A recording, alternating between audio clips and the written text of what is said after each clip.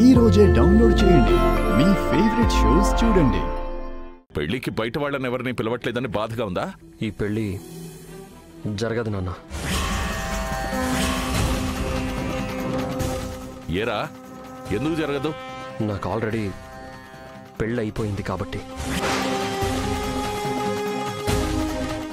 నీకు పెళ్ళైపోవడం ఏంట్రా? జోక్ చేయడానికి ఇదా సమయం? సరే, ముందళ్ళి రెడీ అవ్వు. జోక్ కాదు నాన్న, నేను చెప్తుంది నిజం. నాకు ఆల్రెడీ పెళ్ళైపోయింది. ఎవరా అమ్మాయి? ఆ అమ్మాయి ఎవరో కాదు, తులసి.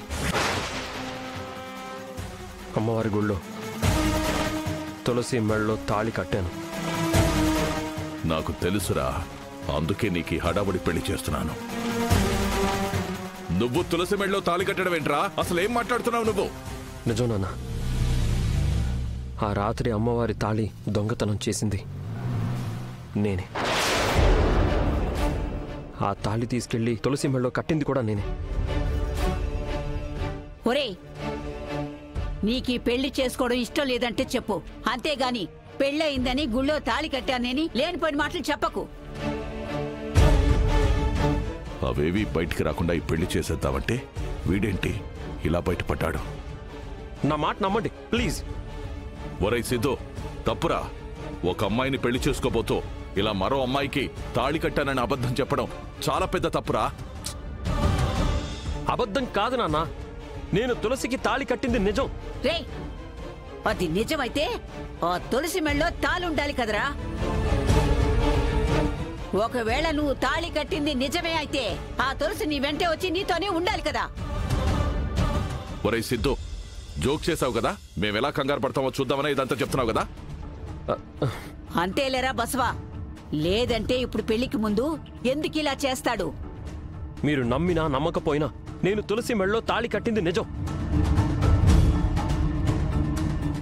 ఎవరవునన్నా కాదన్నా తులసినే నా భార్య. సరేరా, కాసేపు నువ్వు చెప్పిందే నిజం అనుకుందాం, కానీ దానికి ఏమైనా ప్రూఫ్ ఉందా? ప్రూఫా? అవును, నువ్వు తులసికి తాళి కట్టినట్టు ఆమె నీ భార్య అయినట్టు ఏంట్రా ప్రూఫ్? రై, నీకు పెళ్ళైనట్టు ఒక్క ఆధారమైన చూపించరా, అప్పుడు నువ్వు చెప్పింది నిజమని నమ్ముతాను.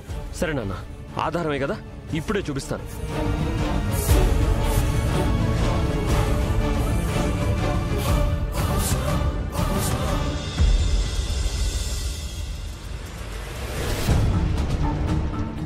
గోవిందు నా జేబులో తీసి అక్కడే పెట్టాడంట కదా. అమ్మా, నువ్వేమన్నా తీసావా అక్కడి నుంచి? నేనేం తీయలేదురా.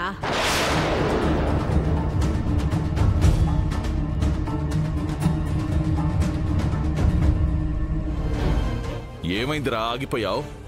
అంటే ప్రూఫ్ ఏం లేదు కదా? ఇప్పుడు నా దగ్గర లేకపోవచ్చు, కానీ ఖచ్చితంగా తీసుకొస్తాను.